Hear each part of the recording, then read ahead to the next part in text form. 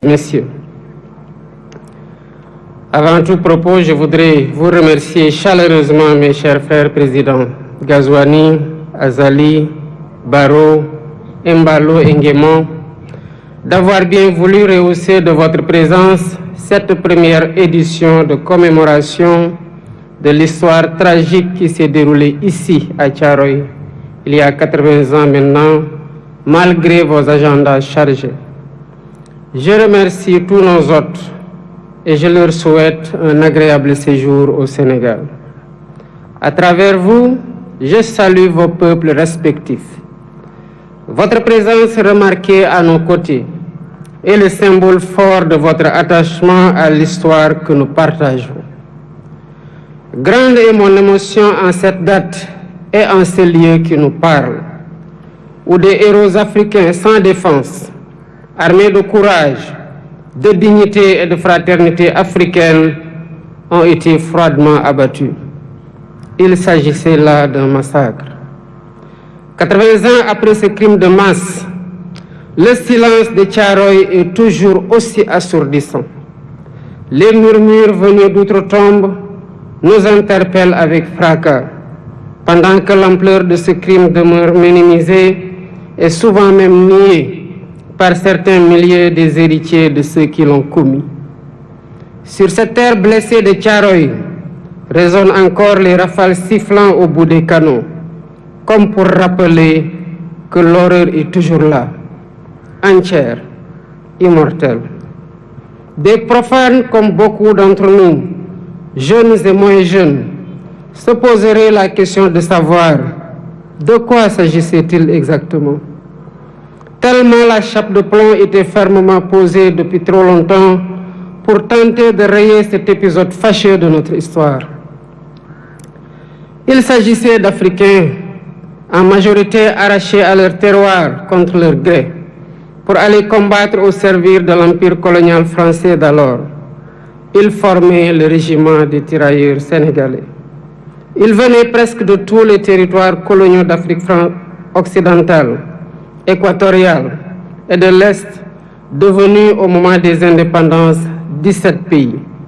Ils étaient du Bénin, ils étaient du Burkina Faso, du Cameroun, des Comores, du Congo, de la Côte d'Ivoire, de Djibouti, du Gabon, de la Guinée, de Madagascar, de la République centrafricaine, du Sénégal, du Tchad et du Togo. Longtemps ignorés et banalisés, ces tirailleurs ont pourtant bravé les épreuves pour aller combattre très loin de chez eux. Des conditions de voyage éprouvantes, entassés dans les cales des bateaux, aux champs de bataille où ils ne portaient que des tenues simples sans défense, jusqu'en 1943 quand les Américains les équipèrent, les tirailleurs ont tout sacrifié. Ils ont donné de leur jeunesse, ils ont donné de leur sang, ils ont donné de leur chair pour la liberté et pour la paix dans le monde. Excellences, Mesdames et Messieurs, malgré les pertes énormes sous les balles nazies, les faits d'armes du régiment des tirailleurs sénégalais sont incontestables et ont grandement contribué à la victoire des Alliés. Qu'il s'agisse entre autres de la libération de la Tunisie, du débarquement à l'île d'Elbe, de la libération de Toulon et de celle de Paris, ils ont tenu leur rang en combattant de manière acharnée, parfois jusqu'au sacrifice suprême pour conquérir une localité ou tenir une position. Ils méritent tous les honneurs, ils méritent notre respect, ils méritent notre admiration. Mais la suite de l'histoire est à l'inverse de ces immenses sacrifices consentis. À la place d'éloges et de reconnaissance, l'ordre fut donné de neutraliser ceux qui avaient enduré la ségrégation dans les prisons allemandes et la rigueur de la captivité. L'irréparable se produisit le 1er décembre 1944, ici à Thiaroye, quand le général Dagnan ordonna de tirer sur des innocents désarmés, dont le seul tort a été de réclamer le paiement de leurs indemnités, primes et autres allocations. C'était là un acte prémédité, visant à réprimer des revendications légitimes, à dissuader d'autres et à perpétuer l'ordre colonial. Le crime fut commis et les faits sont incontestables. Voilà le sort qui a été réservé à certains qui ont contribué à écrire dans le sang et la sueur la glorieuse histoire de la libération. Aujourd'hui, par devoir de mémoire, de vérité et de justice, nous ne pouvons oublier l'horreur des exécutions sommaires ici au camp de Thiaroye. Il est impératif de rappeler l'histoire, toute l'histoire, sans trop de mémoire. C'est ce qui fonde l'essence universelle des valeurs de paix, de liberté et d'égale dignité attachées à la nature humaine. Excellences, Mesdames et Messieurs, toutes ces raisons ont renforcé notre conviction de commémorer l'anniversaire du massacre de Thiaroye pour, d'une part, rendre hommage aux victimes et graver leur mémoire dans notre conscience collective, et, d'autre part, jeter les bases de la restauration de la vérité historique en mettant fin à l'omerta sur cet épisode tragique, omerta voulu et entretenu par l'autorité coloniale. Ce faisant, il ne s'agira pas d'une porte ouverte pour susciter le ressentiment ni entretenir la colère et la haine. Non. Ce que nous faisons ici relève du devoir de mémoire contre l'oubli et pour la manifestation de la vérité des faits, pour nous acquitter d'une dette morale vis-à-vis des tirailleurs et de leurs familles. C'est pourquoi nous avons mis en place un comité international de chercheurs indépendants pour aider à la reconstitution exacte des faits et à une meilleure connaissance de cette séquence de notre histoire partagée avec la France. Pour faciliter les travaux de recherche, j'ai sollicité du président de la République française la mise à disposition de tout document d'archives pouvant contribuer à la manifestation de la vérité et leur collaboration le moment venu dans la localisation des sépultures et l'identification éventuelle des victimes. Je salue l'ouverture des autorités françaises actuelles qui ont accédé à notre requête pour la manifestation de la vérité. Ainsi, avant cette commémoration, des membres du Comité international de chercheurs se sont rendus en France et ont eu des séances de travail avec les autorités françaises et les responsables des sites où sont présumées gardées les archives manquantes. Les recherches se poursuivront après la commémoration. La France vient également de franchir un pas important dans la restauration de la vérité, grâce au président Emmanuel Macron, qui m'a adressé une lettre il y a 3 jours pour assumer que les événements de Thiaroye en 1944 ont abouti à un massacre. Je salue son courage moral. Par ce geste, la France accède à une vieille et légitime demande de reconnaissance.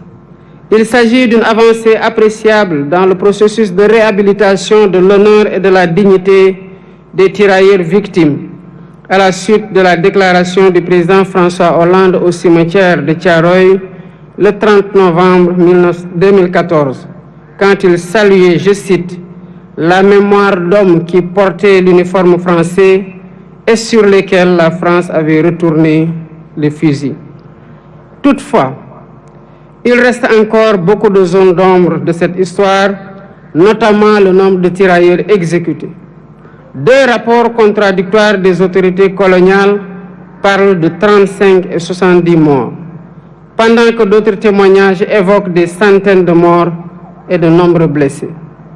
Les archives réclamées permettront, d'après les chercheurs, de savoir comment on en est véritablement arrivé à la tragédie de Thiaroye, d'avoir une lecture plus fidèle de l'état d'esprit des tirailleurs rapatriés, de leur nombre exact, de leur identité, de leurs origines, des lieux où ils sont enterrés, des épreuves endurées, des frustrations et humiliations subies, ainsi que du montant qui est dû à chacun. Ce travail est complexe. C'est pourquoi je lance un appel aux acteurs étatiques et non étatiques de tous les pays concernés, y compris la France, aux historiens et chercheurs de tous bords, afin de joindre nos efforts pour porter un regard lucide sur cet épisode sombre de notre histoire commune. Excellences, Mesdames et Messieurs, identifier les victimes et situer les responsabilités est essentiel pour ouvrir la voie à une réconciliation sincère. C'est l'occasion pour moi de rendre un vibrant hommage à tous les Africains et non-Africains qui se sont toujours battus pour que l'histoire des tirailleurs et du massacre de Thiaroye soit préservée de l'oubli et de la falsification. Je pense aux précurseurs, aux hommes et femmes politiques. Je pense aux intellectuels, écrivains, poètes, cinéastes, artistes. Je pense aux bonnes volontés, personnes physiques et morales. Sans la synergie de tous ces efforts, le combat pour la justice et la vérité n'aurait pas prospéré. Mais cette vérité exige encore d'être pleinement révélée, transmise et reconnue. Nous devons encourager cette dynamique pour restaurer la mémoire et la dignité des tirailleurs sénégalais. Pour ma part, j'initierai plusieurs mesures de réappropriation de cette histoire commune avec 16 pays africains frères. Premièrement, un mémorial en l'honneur des tirailleurs sera érigé à Thiaroye pour servir de lieu de recueillement et de mémoire ouvert à toutes les nations dont ils étaient originaires, ainsi qu'au public. Deuxièmement, un centre de documentation et de recherche dédié aux tirailleurs sera érigé pour conserver la mémoire. Ce centre recueillera des archives, témoignages et récits, tout en soutenant la recherche et l'éducation autour de cette histoire partagée. Troisièmement, des rues et des places porteront le nom de cet événement tragique, de ces soldats, pour inscrire leur sacrifice dans notre quotidien et notre histoire collective. Quatrièmement, l'histoire de Thiaroye sera enseignée dans les curricula éducatifs. Ainsi, les générations futures grandiront avec une compréhension approfondie de cet épisode de notre passé. Cinquièmement, la journée du tirailleur est désormais fixée le 1er décembre de chaque année, jour de commémoration du massacre de Thiaroye. Excellences, Mesdames et Messieurs, l'histoire de la guerre et des répressions armées n'est jamais ordinaire. Elle est rarement racontée de façon intégrale. Ce fut le cas de la Seconde Guerre mondiale et surtout ses conséquences dans les colonies qui connurent des répressions innommables. Thiaroye 1944, Sétif également en Algérie en 1945, Hanoï et Haiphong au Vietnam en 1946, Madagascar en 1947, Douala au Cameroun ou Dimbokro en Côte d'Ivoire en 1948-1949 et bien d'autres lieux. Chacune de ces histoires vit en nous par l'exercice mémoriel, ce qui nous rend fiers et reconnaissants envers nos anciens combattants. Rendre hommage à ces tirailleurs n'est pas seulement pleurer nos martyrs, c'est porter leur combat et en faire un levier pour réinventer nos rapports avec nous-mêmes, avec notre histoire et avec les héritiers de ceux-là qui ont été les auteurs de la tragédie. C'est dire au monde que les tirailleurs sénégalais n'étaient pas des mercenaires, mais bien les défenseurs d'une dignité humaine universelle. C'est proclamer haut et fort que cette dignité, si longtemps bafouée, ne sera jamais, plus jamais sacrifiée sur l'autel du silence et de l'oubli. Le massacre de Thiaroye est une blessure, mais il est aussi une leçon qui nous enseigne que la fraternité, l'unité et le refus de l'oubli sont les armes les plus puissantes dont disposent les peuples libres pour écrire leur avenir. Que cette commémoration, 80 ans après, ne soit pas qu'un moment de recueillement, qu'elle soit un serment renouvelé, un serment de justice, un serment de mémoire, un serment de vérité. pour que plus jamais Thiaroye et les événements similaires ne se répètent sous aucune forme, nulle part ailleurs dans le monde. Nous honorons aujourd'hui des héros et en les honorant, nous nous rappelons que nous avons nous-mêmes un devoir, celui de leur être fidèles, fidèles à leurs valeurs, fidèles à leur combat et fidèles à leur vision d'un monde plus juste. Ensemble, pour la vérité historique restaurée du massacre de Thiaroye, pour la justice, la liberté et la dignité pleine et complète. Je vous remercie de votre aimable attention. Tournez le banc!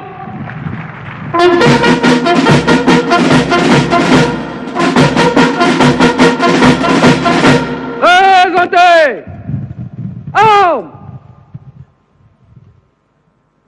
Vous venez de suivre le discours du... Allô? Voilà, donc vous